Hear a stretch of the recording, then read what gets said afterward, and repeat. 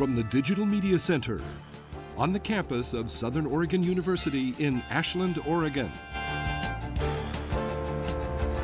This is Ramping Up Your English, an educational program for intermediate level English language learners.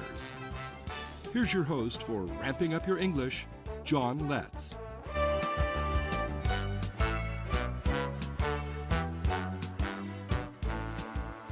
Welcome to Ramping Up Your English, winner of the Southern Oregon Television Award for Best Program and the Award for Best Educational Program.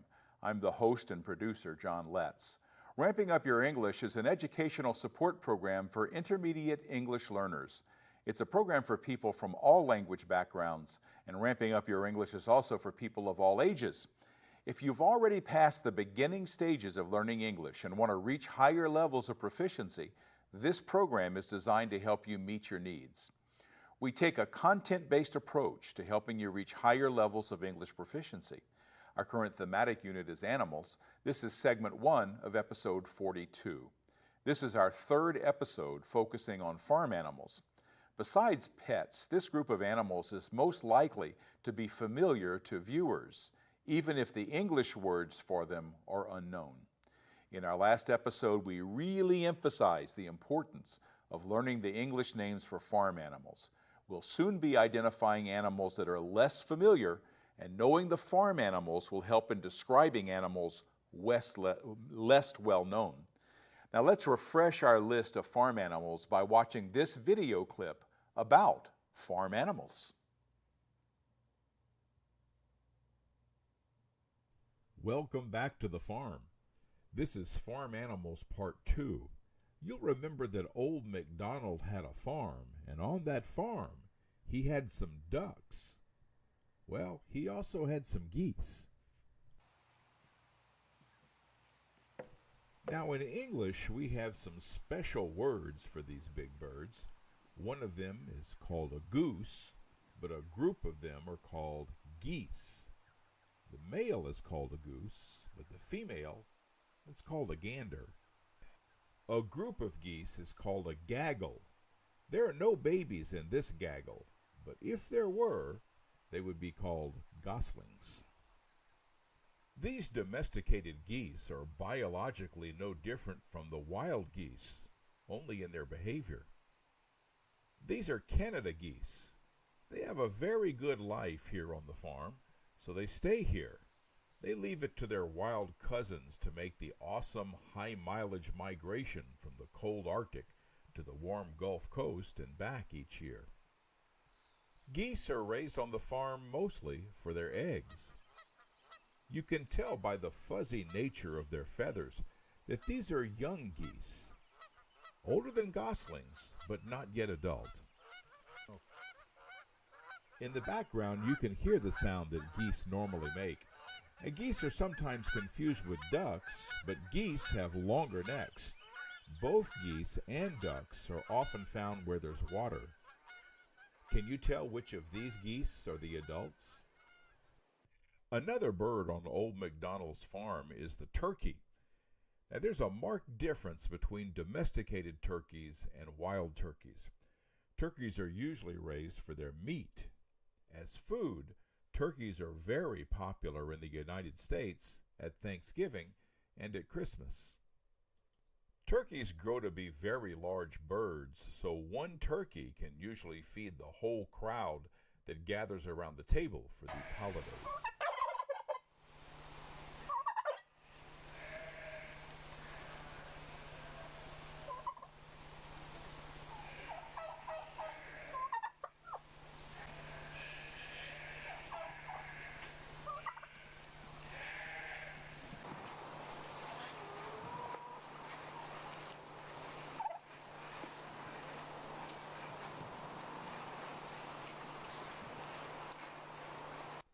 In the foreground here is a turkey hen, while a male turkey spreads its tail in the background.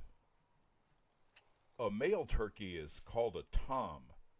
Now, toms spread their tails in a display to attract the female. Let's see how this works out.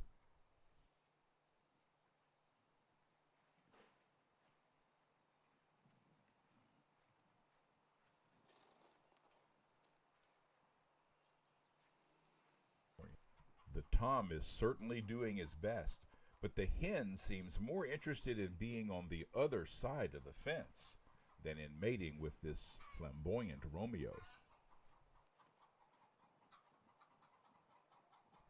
It's a sad story for the tom. The object of his pursuit has literally flown the coop.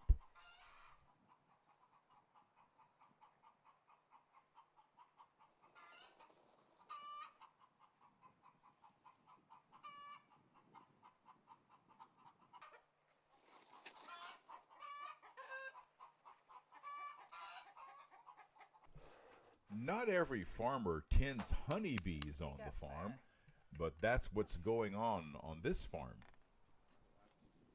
The smoke from this device calms down members of the hive, allowing the beekeeper access to the teeming hive.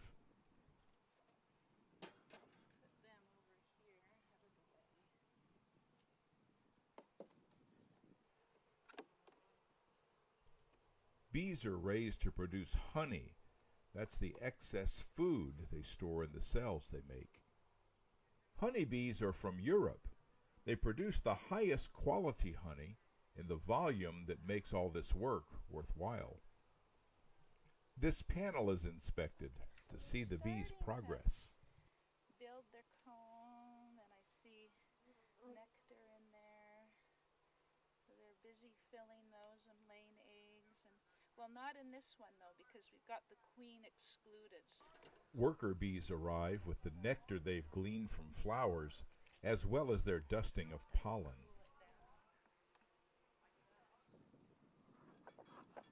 Hey, mellow out.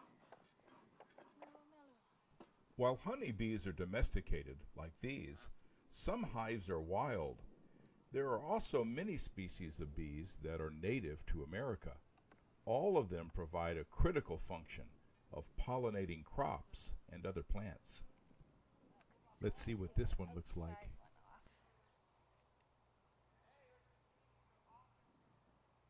So that's them. Busy. That's it. You can clearly see the cells they make from beeswax. Look at the yellow structures. Well, it's from Do you remember these farm animals? One goes, bah, and the other one goes, well, it's a goat and a pig. We have some sayings about farm animals in English. We'll learn about that and more when we return. So we'll be right back after this.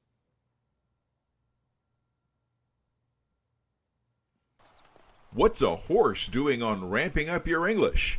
We're galloping toward a new unit, Animals. So we're in the country meeting some horses.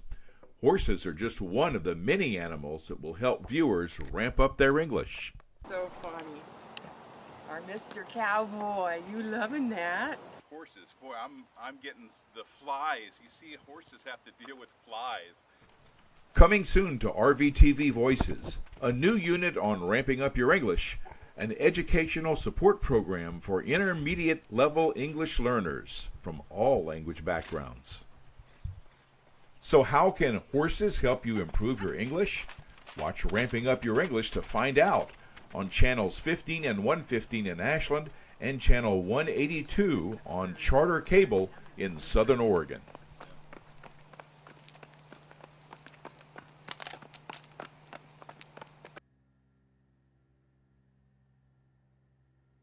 Welcome back to Ramping Up Your English. We're here for English learners who are already past the beginning stages of learning English. We use a content-based approach to help intermediate level English learners improve their English skills. Our current unit is Animals. This is segment 2 of episode 42. There are some sayings we have in English that relate to farm animals. Now, sheep are known for their mellowness, at least the kinds of sheep that we usually found here. Now, since they are easily moved in groups, a person who is a follower is often criticized as being led like a sheep or being sheepish, not directly confronting a challenge. Cows are also fairly easy to move, So someone who is moved to someone else's will is said to be cowed into a behavior they really don't want to do. Then there's the male cow, called a bull in English. When an idea or action falls far short of what it claims to be, it's often called bullshit. Now, the second word means excrement, so it's a more obscene way of expressing that. Sometimes the expression is shortened by just saying, "That's a bunch of bull." Speaking of unpleasant subjects like excrement, the scat of cows is very wet and forms a round mass when it meets the ground. These are called cow pies or cow patties. When they dry, they're called cow chips. Now, cow chips, like buffalo chips, can be burned for a campfire when there's little wood around. There are also contests to see how far someone can throw a cow chip. Recording artist Jim Stafford had a successful song entitled Cow Patty. Now, donkeys can also be found on some farms. These animals still provide a vital function in rural areas of Mexico. There, donkeys are called burros, but in English, they're sometimes called asses. Now, this is another word to be careful about. In Mexico, when someone says a burro about a person, that's a person who doesn't learn very easily. And the word ass, when applied to a person, is closer to the word fool in English. So all in all, it's best to use the word donkey when referring to the animal and not use these other words, especially when referring to a person. But at least now you'll know what it means when you hear or read it. A mule, which is a sterile cross between a horse and a donkey, is an important farm animal that's not easily controlled, since they sometimes flat refuse to do what a person wants. Stubborn people are said to be stubborn as a mule. Now, chickens are noted for running away from trouble, and thus a person who flees a fight or a challenge is called chicken. Now, female chickens are called hens, since hens protect their babies, their chicks, from danger. A person who's protective is often called a mother hen. Pigs, also called hogs, are noted for eating with a passion. They also eat quickly lest their food be consumed by another animal. So a person who takes without considering the needs of others is said to be piggish. Eating or otherwise consuming all of something and leaving none for others is said to be hogging it all up. Now, pigs also roll in the mud, so a dirty person is sometimes known as a pig. And then there's the poor goat. Now, goats sometimes are killed for their meat. And since goats are social animals, they tend to follow other goats when they move. A single goat from a herd is sometimes trained to go into a slaughterhouse and then rewarded for doing so. When it's time to slaughter the goats, that trained pig leads the others to their deaths. It's called the Judas goat, a reference to the disciple who betrayed Jesus. You'll also hear English speakers call someone an old goat. The beard you see on a billy goat may help explain this saying. Goats are pretty tough animals, and a person who has a tough attitude and lacks flexibility is sometimes referred to as an old goat. Now, the saying about ducks is not so personal. Ducklings can be seen following their mother in a straight line. The saying when someone wants to get organized is to get their ducks in a row. Now, people often raise ducks for the eggs they lay. A duck egg is larger than a chicken egg.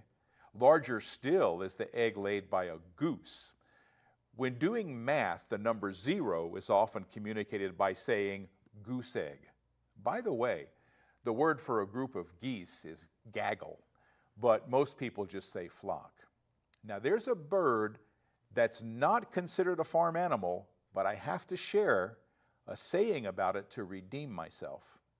You see, on a previous episode, we compared and contrasted dogs and cats. And during that episode, I identified the sharp, pointed teeth of a dog as canine teeth. Now, that much was correct. But then I erred when I said that by contrast, similar teeth on a cat were called feline teeth. Well, my logic wasn't too bad, Things having to do with dogs are said to be canine, and those dealing with cats are called feline. The problem is I didn't do enough research. Those pointed teeth on a cat are still classified as canine teeth, even on a feline animal. I don't want you to repeat the same mistake I made, so I'm bringing this up. Now, there's a bird called a crow. It's not a bird known for tasting well when eaten. So when someone must admit that they were wrong, and I was wrong to call those teeth feline teeth, it's said that we must eat crow. So I'm eating crow right now. Those pointed teeth are canine teeth, and I was wrong when I said they were feline teeth on a cat. So it's crow I'll eat for lunch today. Maybe a little soy sauce will make it go down better. Eating crow and the previous examples are just a few of the sayings we have for farm animals. Do you have similar sayings about farm animals in your home language? These sayings add color to the language and thus are good to know. They may help you understand why animals are mentioned during a discussion about people. While thinking of these sayings, you're practicing the names of farm animals.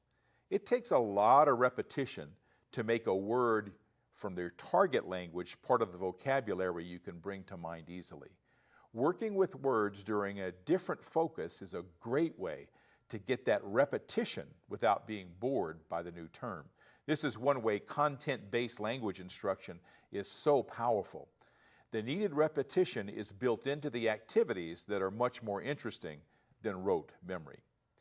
Well, I don't want to hog up too much time on this segment.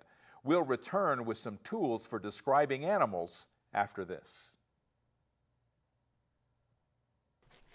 Is it true that ramping up your English is going to the dogs? Brandy. Yes, it is. And cats, horses, rabbits, geese, jaguars, and more. Join us in our new unit on animals. Ramping Up Your English is for intermediate English learners from all language backgrounds and all ages. We take a content-based approach to helping you reach higher levels of English proficiency. Our new thematic unit is Animals. This science unit helps viewers advance in language functions that will stretch their English skills and learn a few things from dogs as well.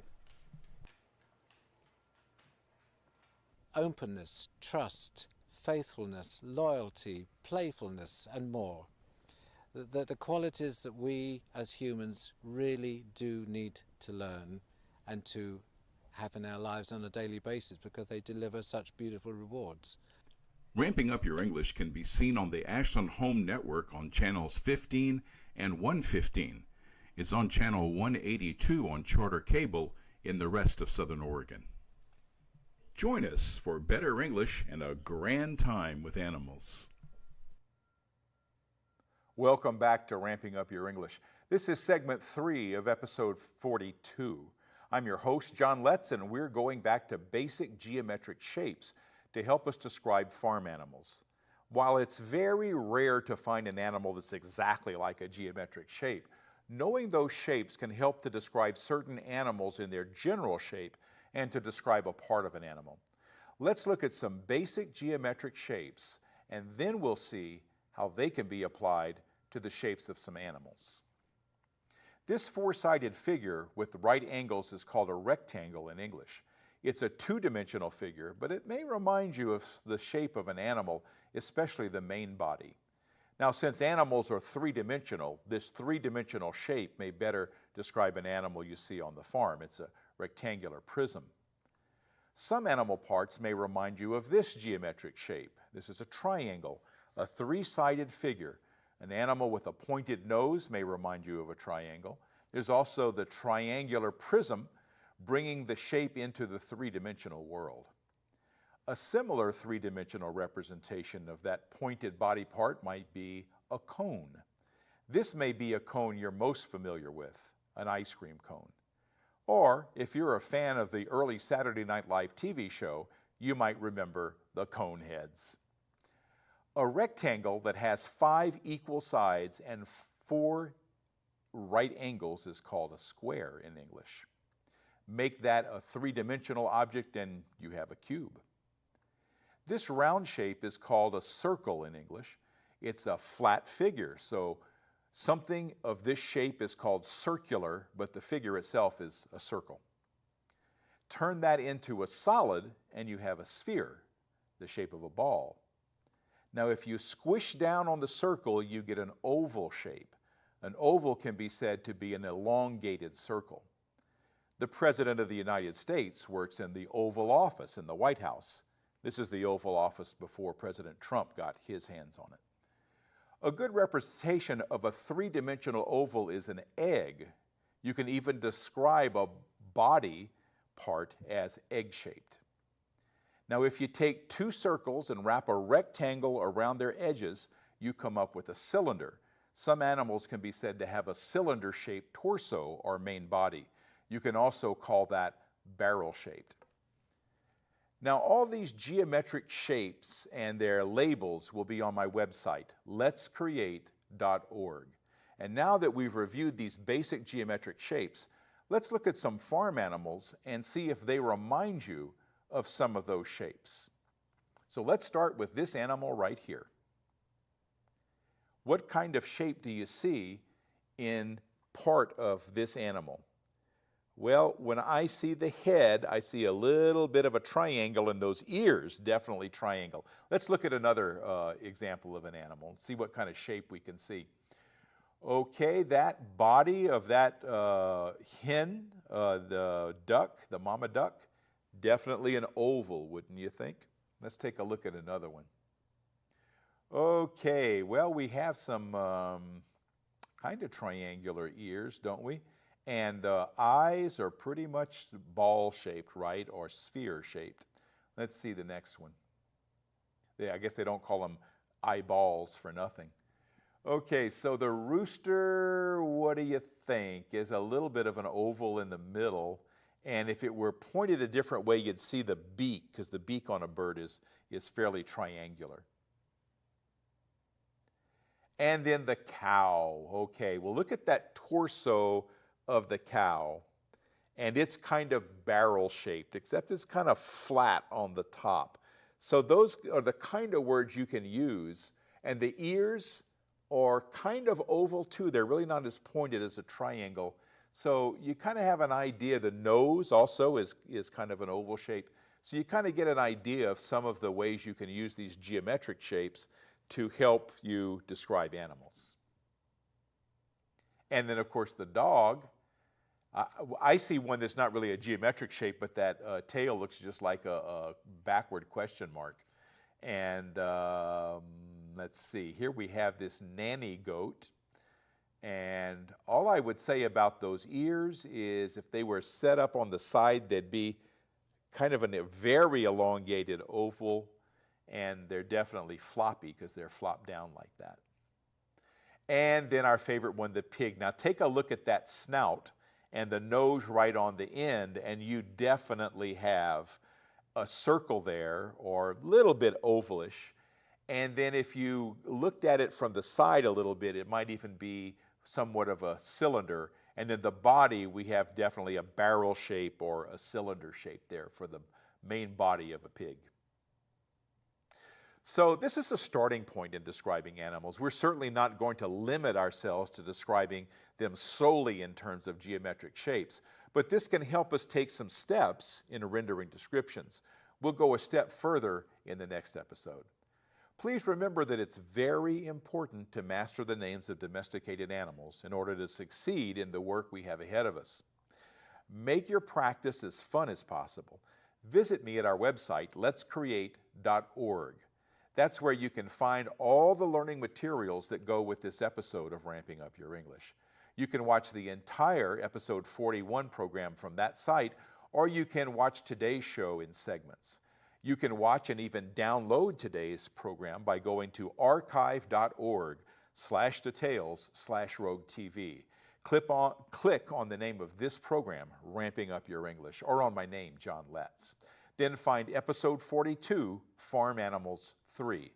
You can watch Ramping Up Your English on channels 15, 115, and 15.1 on the Ashland Home Network, or on channel 182 on Charter Cable in Southern Oregon. Showtimes are 8 a.m. on Mondays, 7:30 p.m. on Thursdays. Channels and showtimes will vary in other areas. Contact your local public access station to see the schedule in your area. I want to thank Alex McGlasson for the video footage of some of the farm animals featured in this video clip we played. I also want to thank Sanctuary One for allowing me to get video of their animals used in the video clip we featured. I want to thank my director, Denise Ross, and my talented and loyal crew, and I want to thank all of you viewers. All of you helped to make this program an award winner. Join us next time for Ramping Up Your English. I'm John Letts.